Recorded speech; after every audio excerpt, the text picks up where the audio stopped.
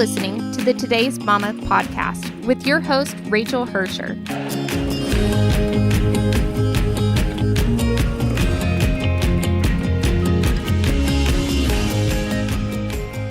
Throw a rock and you'll probably hit someone that's dealing with anxiety in some way, shape, or form. But I mean, don't literally throw a rock. You might really hit somebody, but you know what I'm saying. We've talked about anxiety on the podcast before, and I'm sure we're going to talk about it again, even after this awesome episode. I ran across an article from NPR that was going crazy on Facebook, and it was from Dr. Eli Lebowitz, who studies and treats anxiety at the Yale School of Medicine. I did some quick internet stalking. I'm really good at it. And boom, we had an interview set up, and I couldn't be more excited about how this one turned out. We taped this interview a few weeks ago, just after Easter, so you're going to hear me talk about Reese's Eggs again. But who can get enough of those things, right? Not me. Just like those Reese's Eggs, this episode is packed with so much goodness and so many great insights. You're going to want to take notes. You might even walk away feeling like I did after the interview, like I just had a really great therapy session. Dr. Lebowitz was so kind and generous with his time and even answered a bunch of listener questions after the interview. So I'll have a link to those questions and answers in the show notes at todaysmama.com/podcast. Enjoy this one.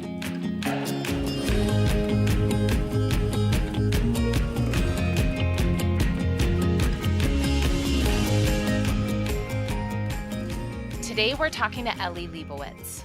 Professor Lebowitz studies and treats childhood and adolescent anxiety at the Yale School of Medicine's Child Study Center, where he directs the program for anxiety disorders. His research focuses on the development, neurobiology, and treatment of anxiety, family dynamics, and the role parents play in these disorders. Oh man, we have a lot to talk about today. Welcome to the podcast. Thanks for having me. Oh, and if you could see me behind the scenes, I actually rubbed my hands together like a sneaky villain.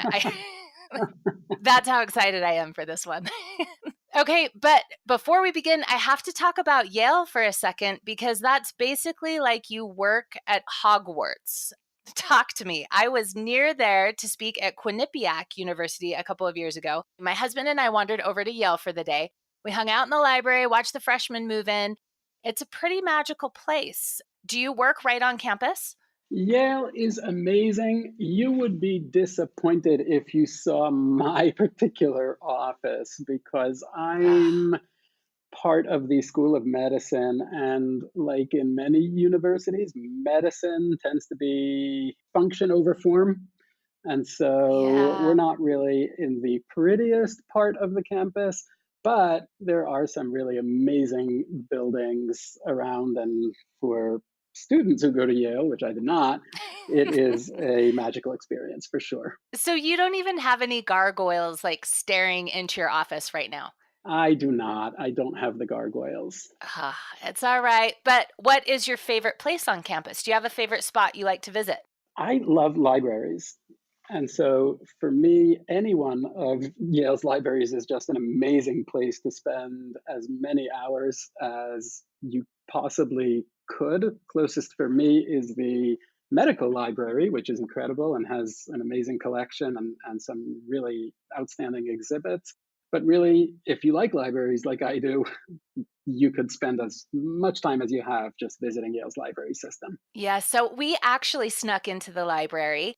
And just the card catalogs were so amazing.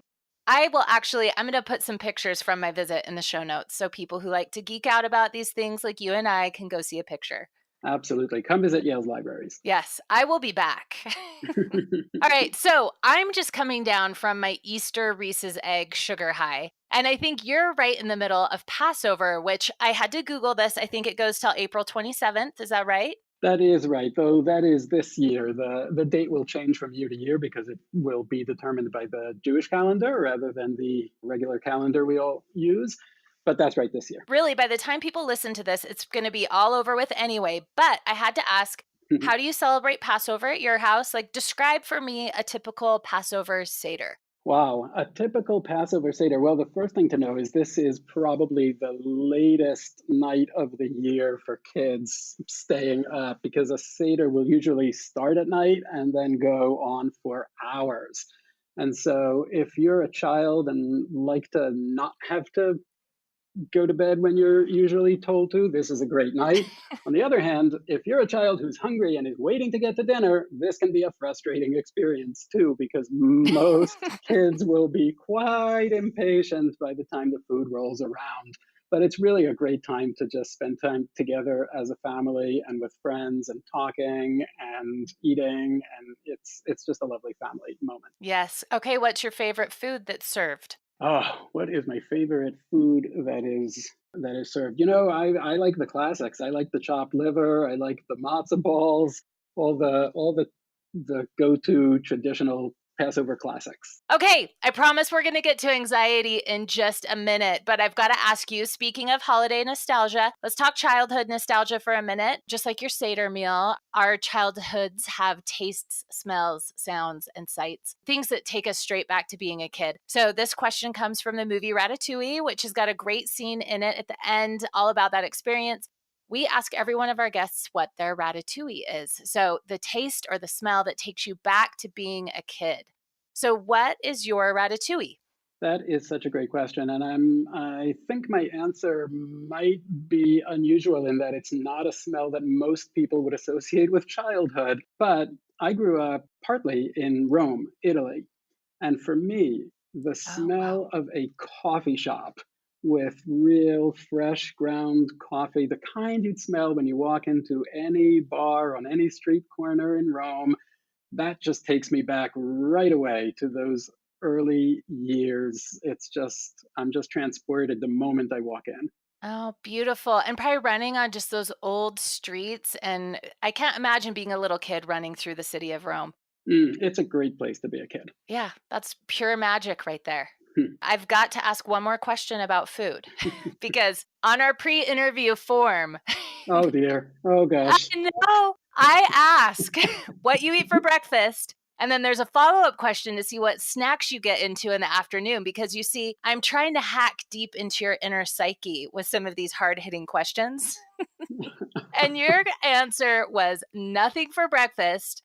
And then by the afternoon, your answer was still nothing. So I'm hoping you at least eat lunch and dinner. Yes and no. I do eat dinner. Oh my goodness. So is that on purpose or just a crazy day?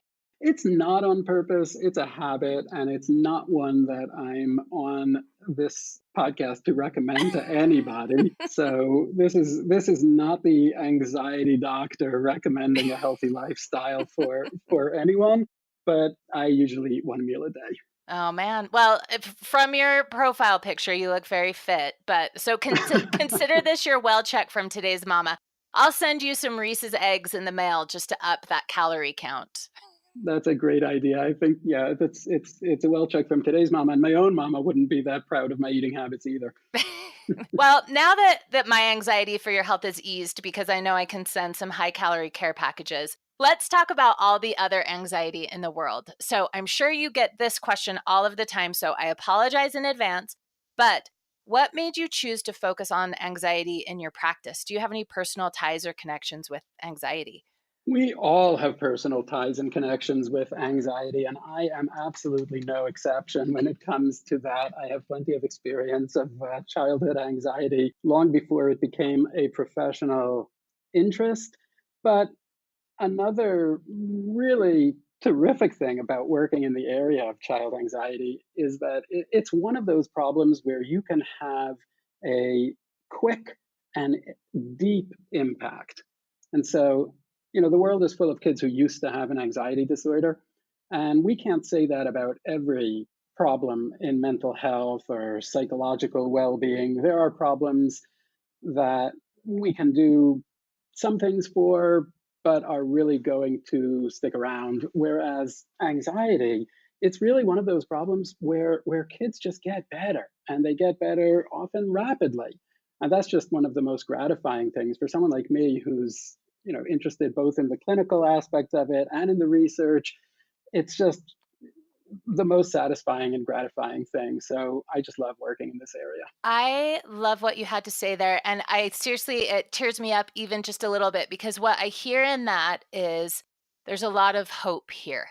There absolutely is. There absolutely is a lot of hope. This is the most treatable problem. It's the most prevalent one, the most common problem kids have, but it's also the most treatable one. Okay, so I originally ran across you because of an article that caught my eye on NPR that has been blowing up the internet. And the title was, "For Kids with Anxiety, Parents Need to Let Them Face Their Fears."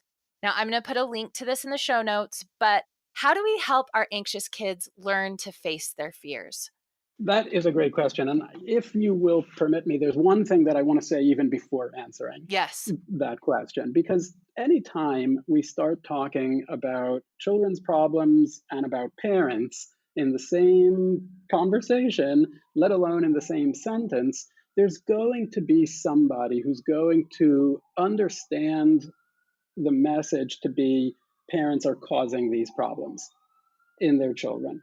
And I just want to get out ahead of that and in front of that and say, no, that is actually not right. It's wrong.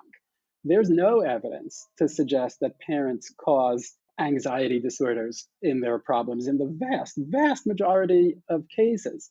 And so, yes, we do think that parents can be incredibly impactful and helpful in helping their children to overcome anxiety. And we know that if you are the parent of a child who has a lot of anxiety, that's going to affect you in a bunch of different ways. But that's not the same thing as saying that parents cause their children's anxiety. And I don't know if that's a question that's going to come up, but I like to just bring it up anyway, because it's so easy to make that leap and it's so unfair as well. And you just said another thing that just gives me chills because I think there's so many listeners out there, parents. I mean, parents are fantastic at feeling guilty about everything, right? They Whether are. it's the DNA we gave our kids or the way we failed them in some way, I think we're constantly wondering how can we best set them up for success? And when things don't go well, it's really easy for us to take a lot of that responsibility on ourselves. And so I think it's so important to frame this whole conversation that way. So I love that you did that. And I'm actually going to, before we get back to that NPR headline, I'm going to flip forward to a question I had for later, which was, you're big on parent-based treatment. So let's talk about that first. What is parent-based treatment? Well, if you think about therapy, most people, if you imagine what does therapy look like? Well, if you're talking about a child with a problem, that probably looks like that child and that therapist working together, having a conversation, maybe practicing a skill or learning a tool. Parent-based treatment means that instead of that child being in the doctor's office and learning those tools or practicing the skills or having that conversation, it's the parent there meeting with a therapist and learning how they can help their child. And that is actually a really powerful thing to be able to do. And if you think about the child's experience, I think there's something really nice about a child who has a problem. And instead of being taken to the doctor who can help him solve his problem, which is also a very good thing and one that I would absolutely recommend in many cases, there's something really nice about the experience of I had a problem and my parents knew how to help me. They figured it out. They knew how to support me or teach me how to overcome this challenge. It just feels natural. And so that's what parent-based treatment really is. It's parents meeting with a therapist, a clinician, somebody who can counsel them and learning how they can help their child to overcome a problem. Well, and you've been using brain imaging to learn about how a child's brain changes when parents change how they respond to anxiety symptoms. So, does this literally mean that how I respond to my child's anxiety can change their brain? That is exactly what we believe. Yes, that is what we think. Our brains are always learning, they're always changing. And especially when we're talking about children whose brains are really actively developing all through their childhood, they're always adapting and changing and learning new ways of processing information. And so when my child learns to respond to fear or stress or anxiety in a different way because I, as the parent, I'm changing the way that I respond to them, then that child's brain is changing as well. And that's exactly what we are showing through brain imaging. You're listening to the Today's Mama podcast with your host, Rachel Hersher. We'll be back right after this.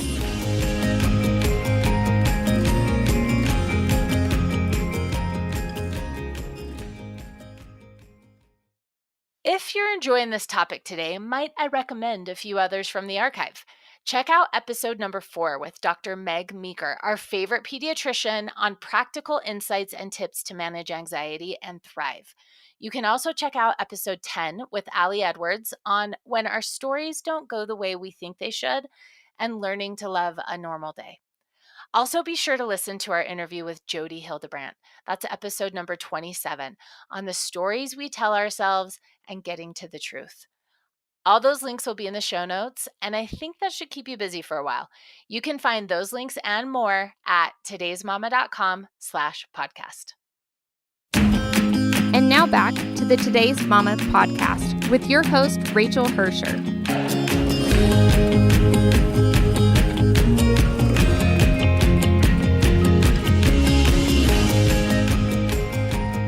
Let's start with a bad example. What's the worst way we can respond to our kids' anxiety? Well, parents are generally doing their best, right? We all, and I say parents, I'm a parent too. I have 3 boys, and at least one of them is quite an anxious child. And so, when I think about bad, so to speak, thing to do, often that bad thing is the most natural thing in the world to do. And very often, the thing that is least helpful for one child is actually the thing that would work great for another child. And so it doesn't have to be bad in the really bad sense. Obviously, there are things parents can do that are genuinely bad for their children, but that's not what we are talking about here. What we're talking about here are actually natural responses, but that are not helpful for a child who has a lot of anxiety. And I think one of the biggest traps that parents fall into when coping with a child who has a lot of anxiety is the trap of thinking that my job as the parent is to make sure my child doesn't get anxious. And that sounds really reasonable, right? Who would want their child to suffer, right? Nobody wants that. And if my child is anxious, why wouldn't I make it my job to help them be less anxious? That turns out to be a trap that can actually get both the parent and the child stuck with a lot of anxiety over time. Because for a child who does have a vulnerability or a predisposition or tendency to elevated levels of anxiety, one of the most important things that they can learn is actually the opposite. It's the idea that they can be anxious, that they can be okay despite being anxious. And when I make it my job as the parent to try to do everything I can to make sure that they're not anxious, what they're learning is the opposite. They're learning that I can't cope with anxiety. And that's a message that is really not going to be helpful to them over time. I mean, think about a child who was, maybe just diagnosed with a physical illness like asthma or diabetes. No one would want to tell that child, it's a shame you have asthma because you can't cope well with asthma, right? That's a terrible message. No one would want to tell a child with diabetes, you're not good at diabetes. We want to say the opposite. We want to say, look, this sucks and it's hard. And sometimes it's going to be hard and uncomfortable, but you can cope and you'll be okay. And you're going to get through it and we're going to help you. And that's much more similar to the message we want to give an anxious child as well. Yes, it is uncomfortable to be anxious. Of course, it sucks to feel that way, but you can cope with it. You can feel that way some of the time and still be okay. And that requires that I, as the parent, sometimes change my goal away from how do I make sure that you're not anxious to something that's more like how do I make you better at being anxious? That might mean that I don't always step in to help you to avoid the thing that triggers your anxiety. Maybe you are worried and you ask me a question that you've already asked me 5, 10, 50, 100, and the parents of anxious children who are listening to this will identify with this pretty strongly. Maybe I've answered that question 100 times, and I know that I can make you a little bit more comfortable in this moment by telling you again that you're not sick, or we're not going to, get poor suddenly and lose our house, or you're not going to get kicked out of school, or one of the other million things that might be going through a child's mind. I could help you in this moment to feel a little bit better by answering that again, but I might be able to help you more by saying something like, I get that you're anxious right now. I know that feels really bad, but I think you're going to be okay. And so I'm not going to answer that question. And that's what we help parents to do and to learn and practice doing through our parent based treatment for child anxiety. Ooh, permission to not answer the question in a way. So it's Yes. having new and better options to address those because oh man, I have had lots of questions in different categories that sometimes I think we can be exasperated in our response. And a lot of times I'm guilty of minimizing a fear. Like, oh, for real? Are we talking about food poisoning again? Hmm. You know Hmm. what I mean? One bad Chipotle experience ruined our Hmm. lives. Like Absolutely. but I've been there, right? And so I totally get what you say from a parent perspective. If I have a better toolbox to respond and direct them to own where they're at or to be able to begin to work through some of that stuff, that puts me in such a better place as a parent. Yeah, exactly. And what you just said about not minimizing it is absolutely critical as well. There are really two things that we're trying to help parents do in helping their kids to become less anxious. And the first one is to be more supportive of their child's anxiety. What I mean by that is really simple. You're being supportive of your child's anxiety when you respond to them in a way that shows them that you do accept that what they're feeling is genuine, that they are, in fact, anxious right now and uncomfortable, and that they're not just being annoying or attention seeking or wimpy or naggy by asking these questions, or the 101 other symptoms that an anxious child might have, like needing to be next to you all the time because they get scared when they're not right next to you or can't see you, or like being anxious in social situations and wanting you to help them navigate those situations or talk instead of them to people. And so it starts from being supportive, from showing your child, I do get that this is genuine, it's real, but I also think that you can cope with it. That's when you're being supportive, when you're able to put together acceptance and confidence. And we all fall into the trap that you just described. I go home and my kid says it's scary, and sometimes I catch myself saying, no, it's not. And I think, no, that's not really a supportive thing to say, right?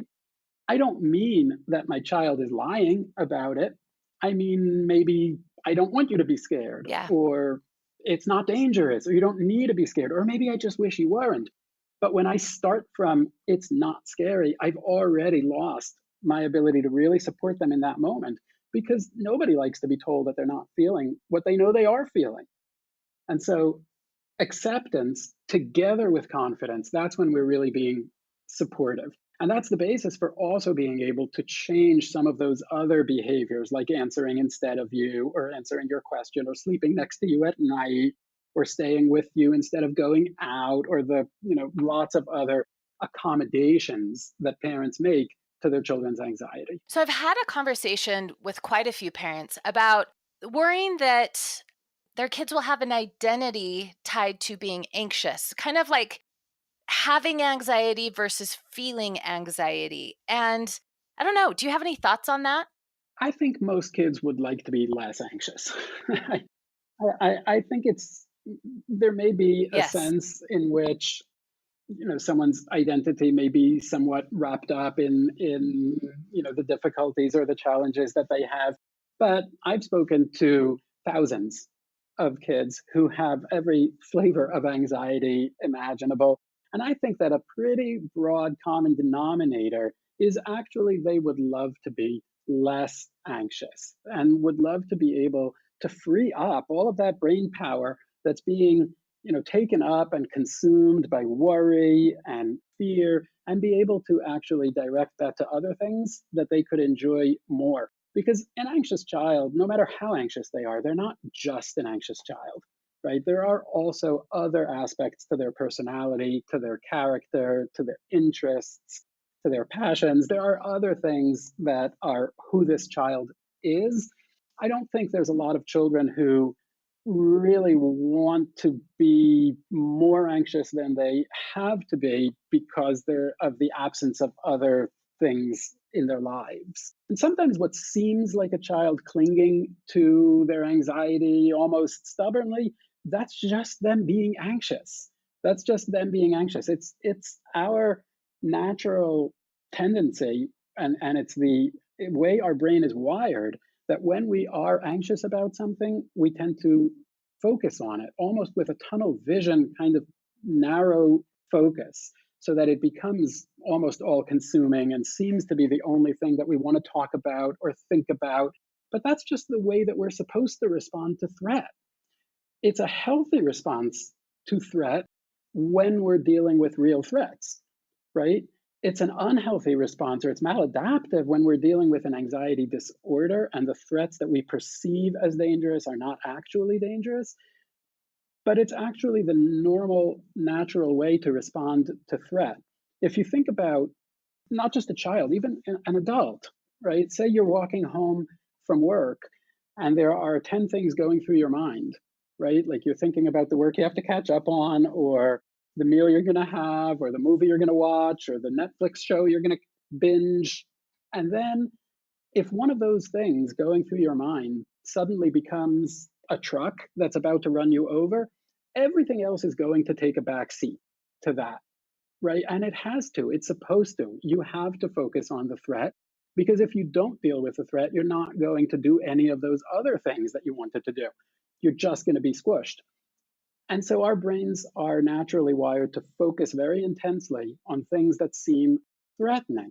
And to the outside observer, a parent, a friend, a relative, a teacher, it can seem like a kid who just wants to talk about their anxiety all the time, and that's their identity, and they don't want to be interested in other things. But I would say that in most cases, that's just a kid being anxious.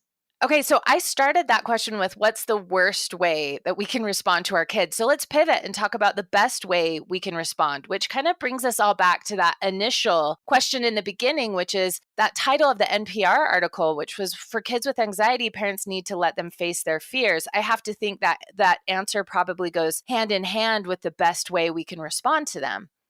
That's right. It does go hand in hand with that. And this is something that we have actually studied a lot, because parents of children who have anxiety are going to be faced with thousands of smaller and bigger decisions every day in how do I respond. There are going to be just endless moments where I, as a parent, have to make a decision about how I'm going to respond to this. Questions like, when do I push harder? When do I back off? All these questions. And I'm going to stop you right there because that's actually one of the listener questions that was submitted, which was, how do I know when to push and back off? This fear we have as parents that we're actually going to push them over the edge as we're trying to help them kind of take control of the situation.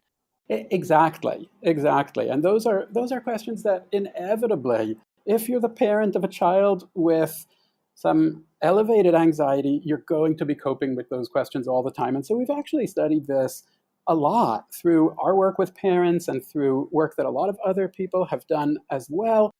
And I think that we can capture the best response to a child who's feeling anxious with the notion of support, a supportive response. And I'm going to describe exactly what I mean by what is a supportive response. And it's a really simple recipe.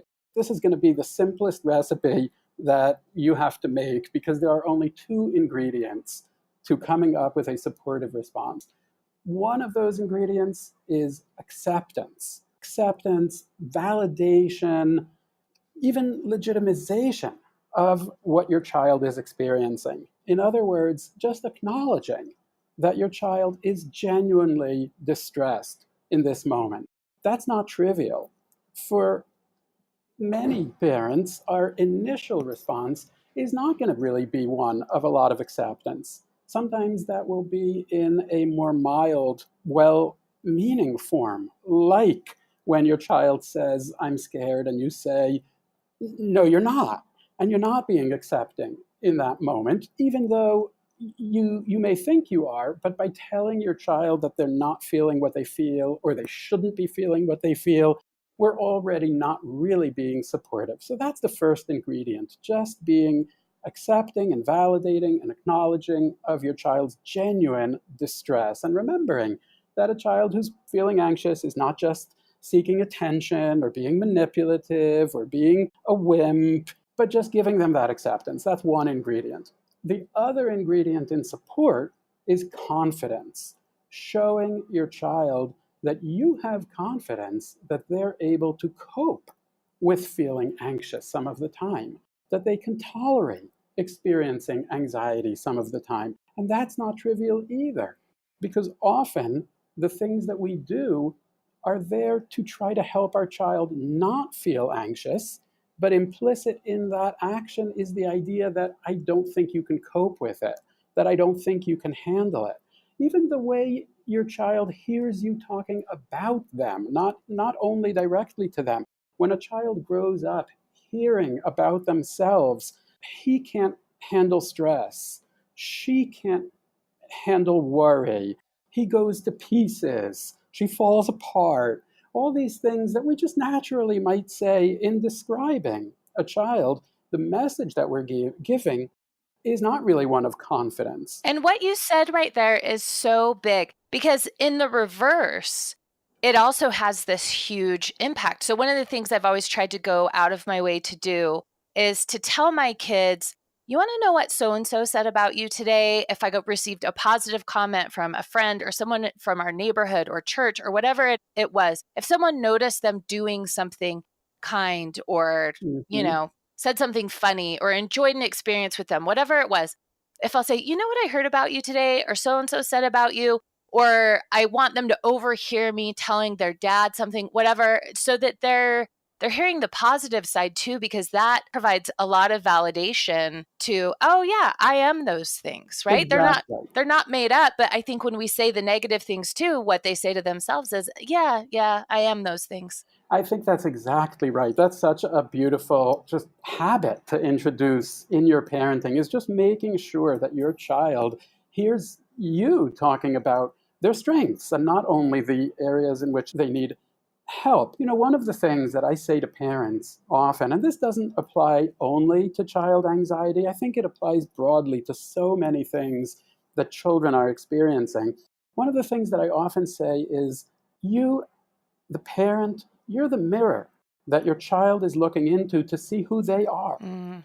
And if they look in that mirror and what they see is a reflection of themselves as a lovable, funny, smart, gifted, interesting, curious, all of those various attributes that children have, if that's the reflection that they see, that is how they will see themselves, and it's what they'll believe about themselves. If they look in that mirror and what they see is an irritating child, then they're going to believe that they're an irritating person. And it applies here with anxiety.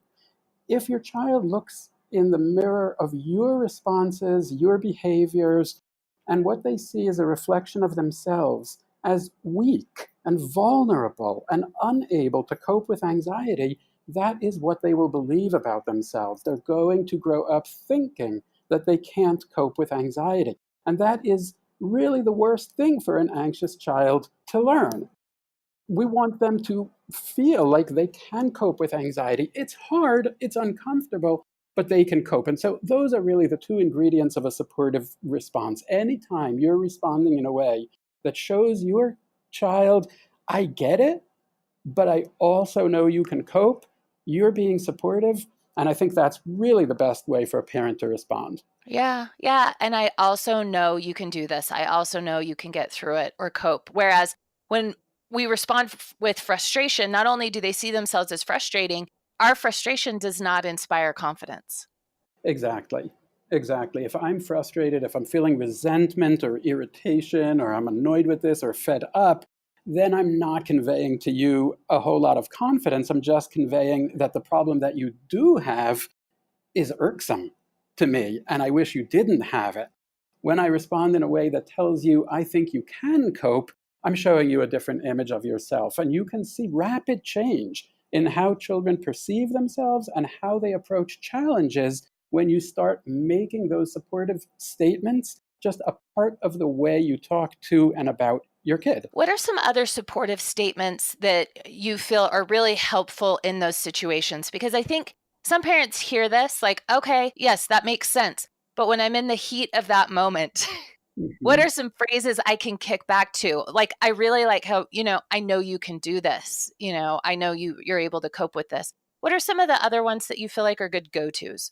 I think any variation of I know it's hard, but you can do it. I know you'll be okay. I know it will pass. I know you'll get through it. I know you can feel all right, or you'll feel better soon. All of those different statements that convey not I don't think you have a problem. I know you do, but I know that you're going to get through it and cope.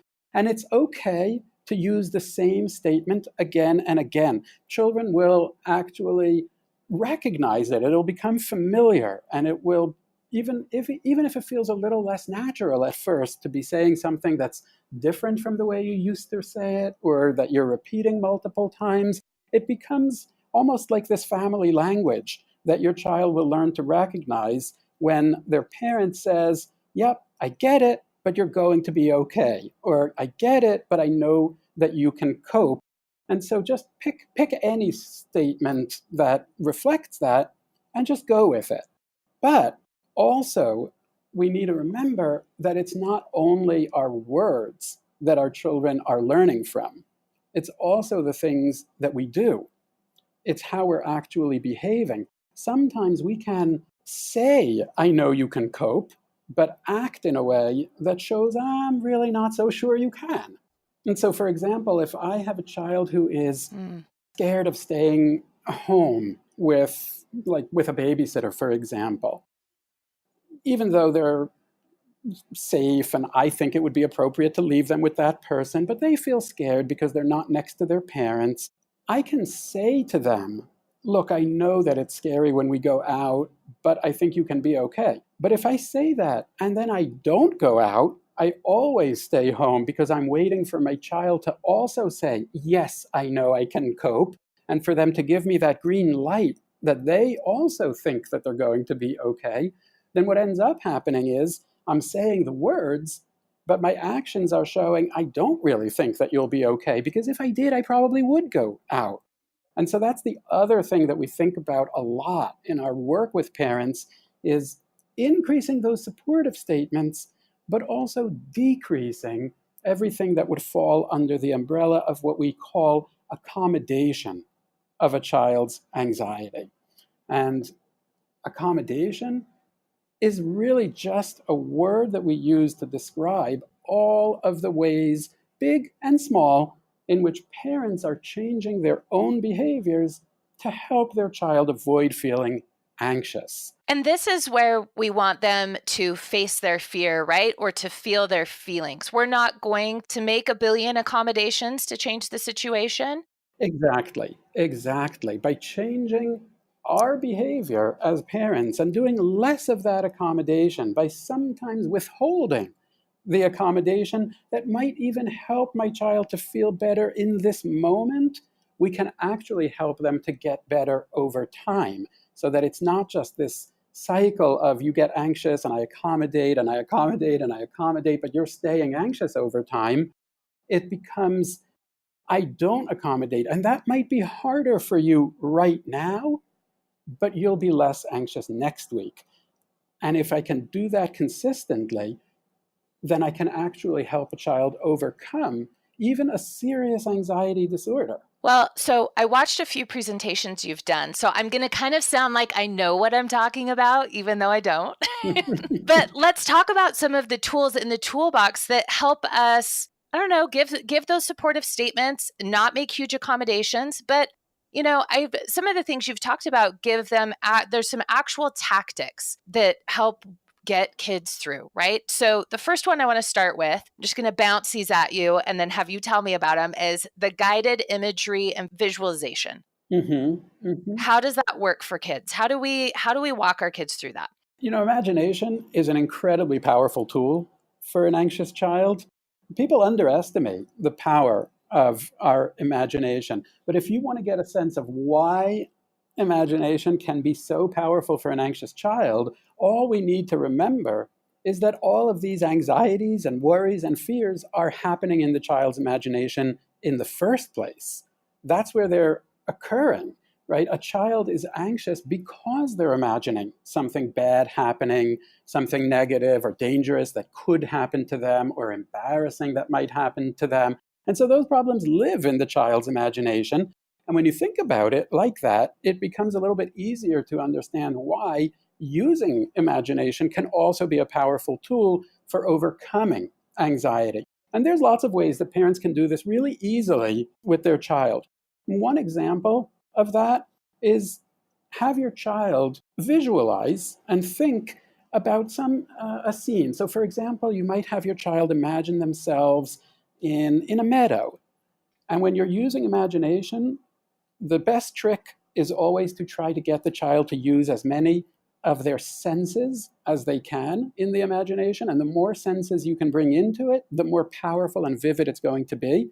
And so we won't just say, imagine you're in a meadow, but you could say to your child, imagine you're in a meadow. You can feel the soft grass bending under your feet. You can smell the freshly cut lawn. You can feel the breeze gently on your cheek. You can hear some sounds of wind rustling in the leaves. And bringing in those senses is really going to make it more vivid. And then you could say to your child, now imagine that in this blue sky over the meadow, there's a hot air balloon. One of those big, colorful, bright red hot air balloons with that basket dangling underneath it. And now try to just take the thing that you're worrying about, whatever it is that's on your mind right now. You could do it in the form of a word or a picture or a sentence, and put that in that basket. Just try to put it in your imagination. And once you have it in there, let's just watch that basket drifting slowly a little bit further away from us. And you can see it getting a little bit further. And as it gets further and further away from you, it'll also get smaller and smaller. And just keep watching it. Listen to that breeze through the leaves. Feel that grass under your feet and see that hot air balloon getting smaller and smaller until soon it just looks like this little speck of color on a clear blue sky. And if you keep watching, soon you'll realize you can't even see it at all. Doing that with your child in a relaxed and calm way, and not when they're feeling panicked, because nobody could do that in a state of extreme anxiety. You need a certain amount of calmness in order to be able to practice it, but doing it when you have an uncomfortable worry or thought that's bugging you, that's on your mind, that you can't get rid of, can be a really powerful tool for getting some distance from that thought. And again, it can seem surprising that just imagining my fear going away would actually have an impact on how I feel, but it really does. And a nice way to explain that to a child could be to say, look, if you have a problem in the real world, you need to deal with it in the real world, right? If there's a fire in our house, we can't imagine that away in a balloon. We got to actually leave the house in the real world. But if the fire is only in our imagination, well, leaving the house is not going to make it any better because our imagination is going to go with us. And so you need a match between where the problem lives and where the solution lives. If the problem's in the real world, let's solve it in the real world. But if the problem is in your imagination, then actually using your imagination can be a stronger way of solving it than trying to make a change in the real world. You're listening to the Today's Mama podcast with your host, Rachel Hersher. We'll be back right after this.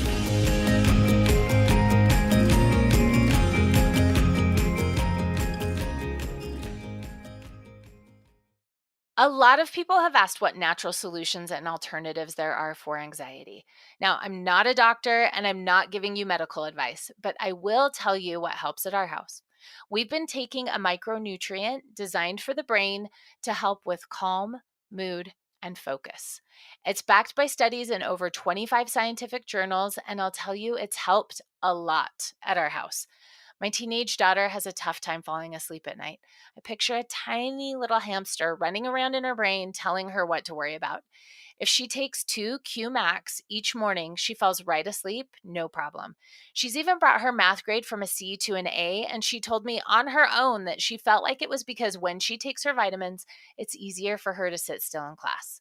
It's not for everyone, but if you want to give it a shot, you can use the coupon code 20 Today's Mama.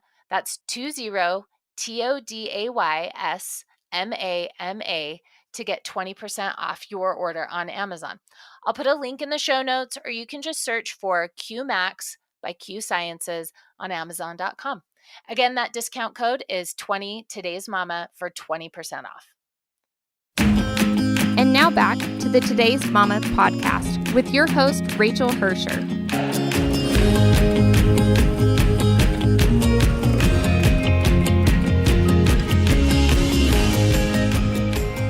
Well, it's funny, on just the episode that ran just before yours, we talked about how often our greatest weaknesses are our greatest strengths and how that's the same for kids. And I think so many very creative people are also very anxious. So it's like two superpowers, right? Or like two ends of that spectrum. And so there's a lot of positive that comes out of this imagination. And it's probably the things we love most about that child or our friends or whatever. It's the superpower of it. But the downside of it is this overactive imagination that can make us anxious. I think that is so right. The gift of having an imagination that can entertain us, that can keep us curious and interested and creative, is also it is also, in a sense, the curse of having an imagination that can torment us with images and thoughts that we don't feel good about. And they really can go very much hand in hand. Well, I have a little visualization that I just do with my own fears and anxieties. I don't consider myself an overly anxious person, but I actually realize I have so many irrational thoughts.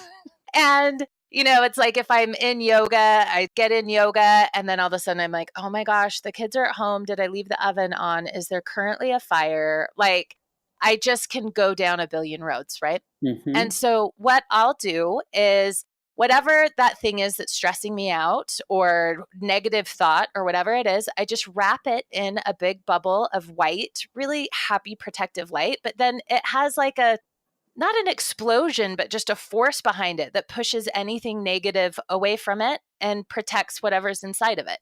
And so in my brain, I often do a lot of like wrap it in light and then just have a really positive explosion around it. I love that. And also, I'm going to steal it.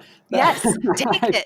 I think that is terrific. I also, by the way, really love the fact that you're talking about your own thoughts that come up, because we all have those messy jumble of junk thoughts that go through our mind, and we go through life with this mask on of like making believe that the inside of our brains is this nice, orderly, neat place where we only have the thoughts that we choose to that have, are logical and right? sane. That it's like there's a little encyclopedia in there, when in fact our brains are a mess of a lot of random, frightening, gross, funny, weird thoughts that if we all sat at the dinner table, everybody else would raise their eyebrows and think, oh my God, that person's so weird, when in fact they have those thoughts as well. And the more we can be open about talking about that experience, what it is really like to be a human being, yes, as opposed to what's the mask that we present to other human beings, the easier it would be for a lot of people to come to terms with their own thoughts. Yes. And you know what? I'll tell you what, there's not a day that goes by that I don't have to wrap something in a big bright light and send it off. Like every time my 16-year-old son gets in a vehicle, now that he can drive, I'm just like, oh my gosh, big bright light. See you later, buddy. So scary. Yeah. Okay. The second tool that I'm going to toss out is muscle relaxation. How can we walk our kids through, a process of muscle relaxation to help them with their anxiety? Yeah, this is also a really powerful tool. Relaxation of the body, it's also a really powerful tool. And in a sense, relaxing your body is like a really powerful signal to your brain that everything is okay. Because when things are not okay, your body is not relaxed. And so when you're able to actually cause your body to be relaxed, whether through muscle relaxation or through breathing, when you're able to do that, it's as though your brain is sitting there inside your head and looking at your body and thinking, wow, I'm really relaxed right now. Everything must be pretty much okay. And then your thoughts will become less anxious as a result as well. And so muscle relaxation can be very powerful. I always recommend practicing this several times when you're not anxious first. In other words, it's something that's very hard to use for the first time when you are very anxious, because that's not what your body wants to do in that moment. And so getting good at muscle relaxation when you're calm will actually make it much easier to use it as a tool when you're anxious, if you practice it first. Here again, there are some really simple ways that any parent could practice this together with and alongside their child. One really easy way to do it is just to imagine kind of taking like a stroll up your body and thinking about the different areas and muscle groups in your body and focusing on them one at a time. And so you might start from the tip of your toes and just clenching those toes, like making a fist with your foot, where you're curling your toes in, but really, really strong and hard, and squeezing it like that for 5-6 seconds, and then just letting it go. And for anxious children, and actually for a lot of people in general, it's easier to relax a muscle if I tense it first than if I just try to relax it. For someone who's very anxious, there's not a lot of experience of being relaxed. And so you might say to an anxious child, relax your body. And they might say, I am relaxed. But you can visually see that every muscle in their body is just completely clenched up and tense, and they're like not aware of it, which is also really exhausting for them and takes a really serious toll. But it means that it's easier for them to relax the muscle if they tense it first for a few seconds, really hard, even harder than they're doing normally, and then it will relax naturally. So you could start from the toes and then go to the muscles in the calves, for instance, and just try to make those really hard and strong, and then move up the body. Think about the muscles in your butt and clench it really hard and squeeze really, really, really, really, really tight, and do that for a few seconds and then let go. And then you could move further up the body, like to the belly, and make your belly really, really hard, like a rock, so it feels like stone. Make it tight and hard, hold it like that for a few seconds, and let go. You could keep moving up the body to the shoulders, so you could lift your shoulders up toward your ears really high and strong, and hold it like that for a few seconds, and then let go. You can even tense the muscles in your face. Make like kind of a stretchy face where all your muscles are really pulled tight and tense, and hold that for a few seconds, although you'll look a little silly.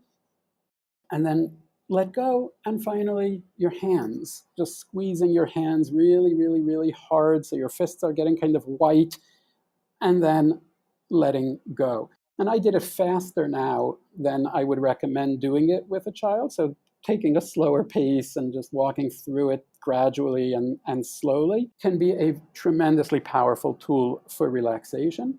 Not every child is going to enjoy it or like it, but it's something worth trying. In other words, don't give up on it in advance. Don't throw away a really powerful tool before at least giving it a good shot. Well, I am super relaxed right now because I did the hot air balloon visualization with you, and I was like, oh my gosh. And you have a very relaxing voice. No. And then I just did the muscle thing. I'm like, dude, I'm feeling like $1 million right now. Yeah, if you start yawning, then you'll know it's working. Yeah. So are there any apps that you recommend that kind of walk kids through either, or adults, whatever you like, a really good guided imagery or a kind of a muscle relaxation process? Anything you recommend? The really good thing about these tools is you don't have to be fancy. It doesn't have to be one very specific script or text or another. There are a host of apps websites that you can go to and that will walk you through relaxation. There are apps that will walk you through some meditation exercises or mindfulness exercises. I don't think I want to point to any one particular app or another, but really what I think is try any of them. Just find one that you like. Yep. And if you don't like it, you find the voice annoying, you think it's irritating rather than calming, just try a different one. You asked me about my ratatouille moment, and this is not a ratatouille moment, but I remember my mother used to have this CD years ago that was supposed to be very calming, and it was like the sound of something. I don't even remember for sure if it was like whales or some other thing, and I just found it annoying. I found it aggravating, and it was supposed to be calming. I didn't think it was calming for me. If you try one thing and you don't like it, don't force it. Just try something else. And it has to work for you. Relaxation is really not something that you can force on anyone, right? It doesn't make sense. You have to be calm and relaxed. And so I would say experiment with different apps, find the one that you like. Yep. I love it. Okay, the next thing on the list, and I hope I'm saying it right, is diaphragmatic breathing. Now, there's actually another question that goes with this that I'm going to throw in here because this is a listener question and I think it fits perfectly. And this question is from Kelly. And she said, how much does shallow breathing or breathing in reverse affect anxiety? And she said, my daughter does this and we've been told it's a contributor, but hard to know. So we're doing breathing therapy. I have to think this diaphragmatic breathing is probably hand in hand with her question. Yeah, breathing is quite important. You could think about anxiety as affecting every aspect of a person's functioning, right? And so it will affect their thoughts and their feelings and their behavior, and it'll also affect their body. And these things go together. They're all linked to each other. And what that means is that on the one hand, it can be a vulnerability or a liability because it means that if your thoughts are getting more anxious, then your body is also getting more anxious. But it also means there's a lot of opportunity to try different ways of reducing the anxiety, because if you can make your body less anxious, then your thoughts and your feelings and your behavior are also going to get less anxious. And breathing is one of the really important physical components of the change that occurs in a person when they are feeling anxious, when that fight or flight system is being activated. When you're anxious, your breathing is going to get more shallow and more rapid, and it's less that kind of calming, relaxing breathing. And so practicing relaxing breathing can be quite powerful, and you don't have to do it for a very long time. A lot of people think like you have to do this for like half an hour and they get really bored. You actually don't. If you can do 2 minutes of slow, relaxing breathing, you're already going to have a powerful impact on your entire system. And you can sprinkle little 2-minute episodes throughout your day. You could do it in the morning or in bed at night before you go to sleep or once or twice during the day. Just these tiny, small 2-minute episodes. If you like it and you want to do more, that's great too. Now, relaxing breathing, this is a good example of one of those, it doesn't have to be very fancy kind of things. 90% of the whole story here is just breathing deeply and slowly. And when I say slowly, I would say a good pace to try to aim for would be about a 5-second breathing in and then 5 seconds of breathing out. So like the whole cycle is about a 10-second cycle of breath. And that means just 6 breaths a second. And I said before, just do 2 minutes of this. So we're talking about a total of like 10 or 12 breaths. That's it. All that's needed to bring down your anxiety level a significant amount. And so really most of it is just doing that slow, deep breathing. And then you can try to add on top of that a little bit of those extra 10% of doing it even more calming. The first part of that is to try to notice when you're breathing and pay attention so that you're breathing in through your nose and you're breathing out through your mouth. And that is more calming than doing it in reverse. And then finally, the last little bit is what is called diaphragmatic breathing.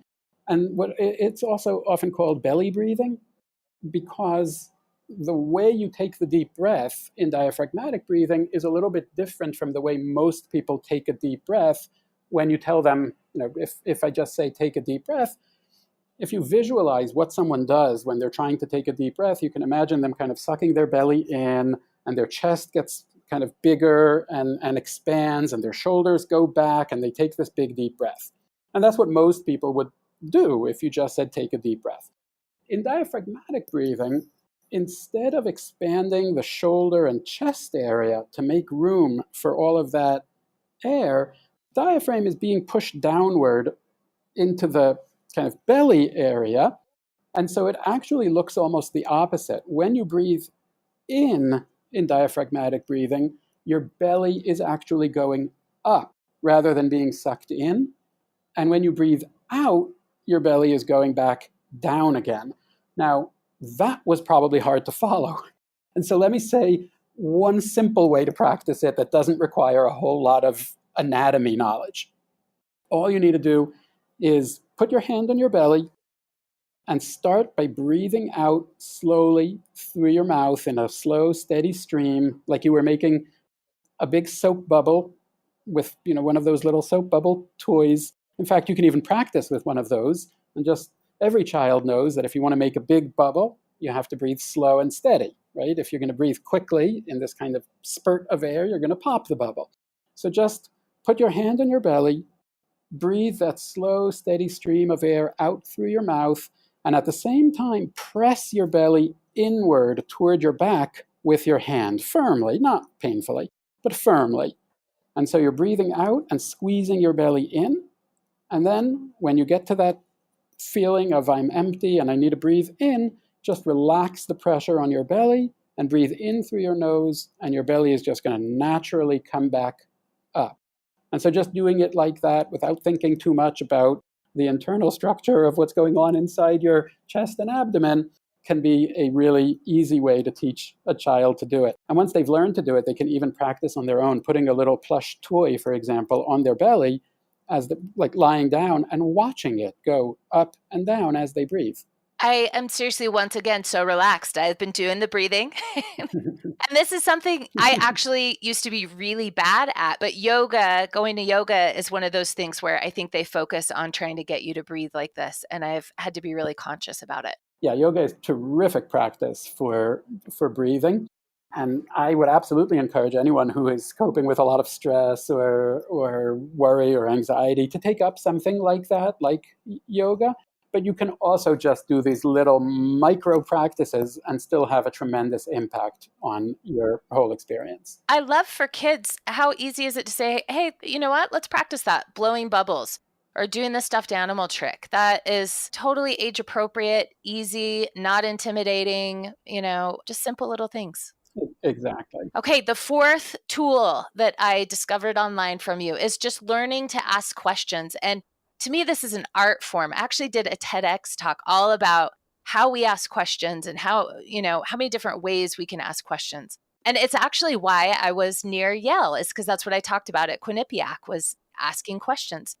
So talk to me, how do we ask better questions of our anxious kids? Well, what we really want to do with an anxious kid is encourage them to be asking the questions. Encourage your child to be asking questions that challenge the things your anxiety is telling you, the things that your anxiety takes for granted. Because anxiety can be quite tricky. It can make it seem like something is obviously the case, even when it isn't the case. Or it can make something seem much more likely than it really is. And so, for example, I know lots of kids who are scared of a burglar coming to their house, for example. That's a fairly common fear in children. And if you ask them, like, how likely do you think it is that a burglar will actually come to your house tonight? You can sometimes be amazed at the responses that they'll give.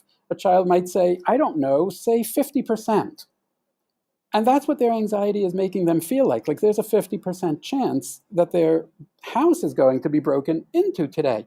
But if you can encourage them to push a little bit further, right, to challenge that a little bit more. So for example, you might ask, so help me understand.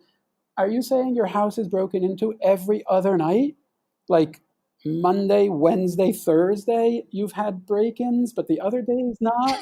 And obviously, in the vast majority of cases, in all the cases so far, that has not been the case, right? It's not the case. And that is a talk I need to have with myself when my husband is traveling and I'm like, there is a band of robbers surrounding my house. Exactly. And sometimes when you do that, the child will come back with, yes, but it could happen.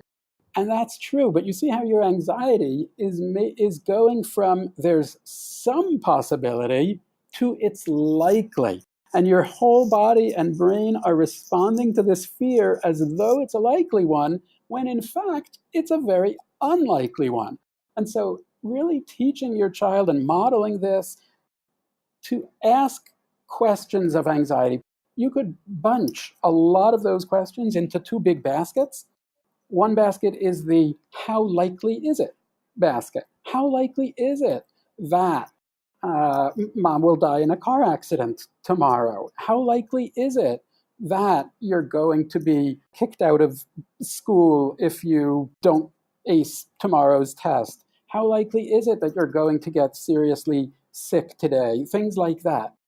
The other basket is how terrible would it really be if it did happen? Because that's the other trick that anxiety has, is to catastrophize, to go from one bad thing happening to immediately assuming 10 steps down the line of all the other bad things that are going to come as a result.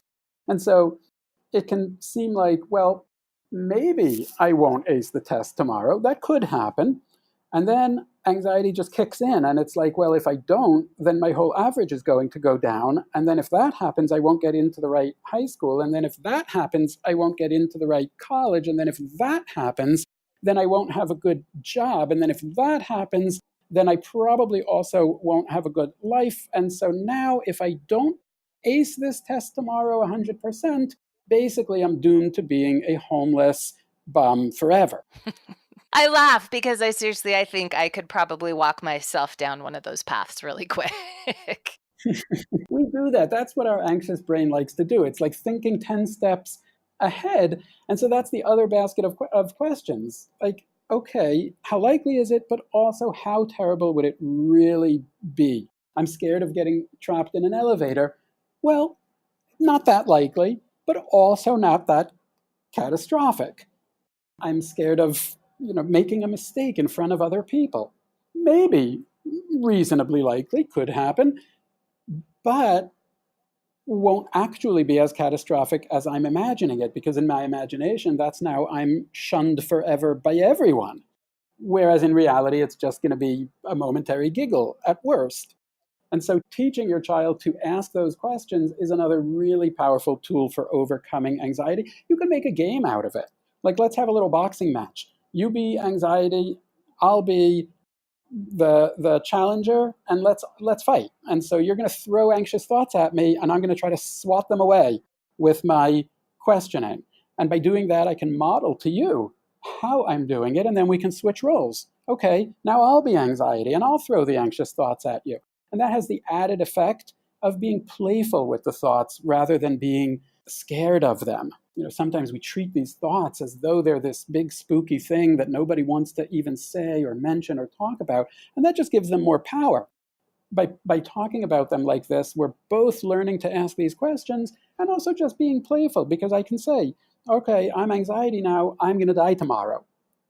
And now you're going to swat it away. And we don't love to say that kind of thing, but it's not really useful to give it this big, strong power of a taboo thing, because it's in your child's mind anyway. They're already thinking about it. So let's at least shine some light on it and take away some of its power to scare us. And I love that exercise because it is literally challenging, fighting those anxious thoughts and fears, just looking them straight in the face and almost going to battle with them. Exactly.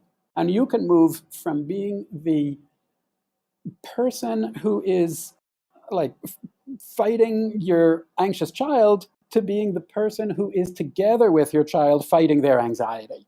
And that's a much better place to be. So much more constructive. And there's so much more power in that. You're really putting the power back in your child's hands. Exactly. Okay, you have given us so many great tools today, so many questions, so little time.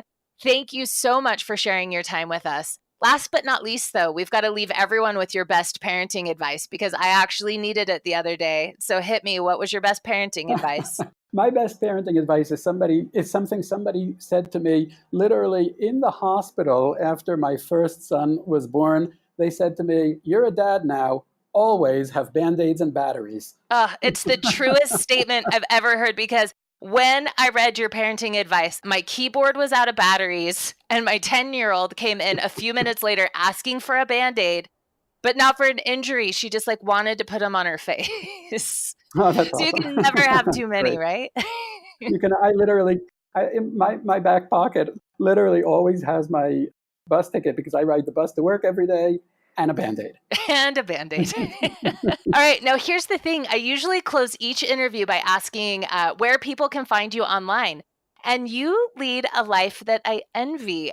I think you are absolutely nowhere online, no social media accounts.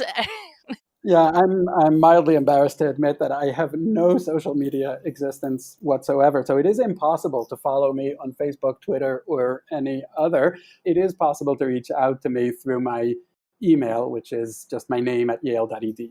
Okay, perfect. And we'll put a link to that in the show notes. Watch out. You may have a really full inbox. I will have a bunch of links in the show notes to articles that you've written and some of the YouTube clips that I watched that I thought they were really helpful. Now, you've also written some books that people can pick up. Tell us about those. So one book is called Treating Childhood and Adolescent Anxiety, a Guide for Caregivers. And it's called for caregivers because it's really a book that is written both for parents of anxious children and also for the professionals who work with anxious children and their families. I'll put a link in the show notes to that book as well, and maybe we can steal you back one day. I would love that, and thank you so much for having me. Thanks so much for being on the podcast.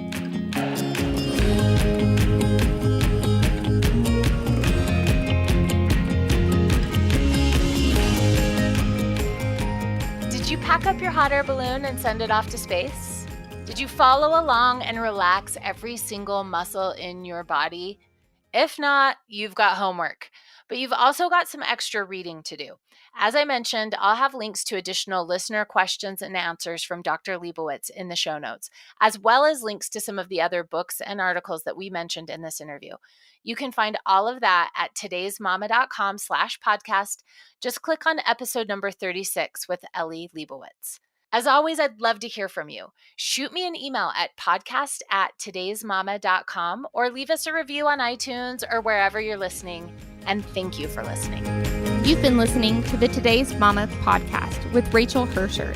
To find out more, go to todaysmama.com. That's todaysmama.com. Today's Mama, connecting moms and families with the best of today.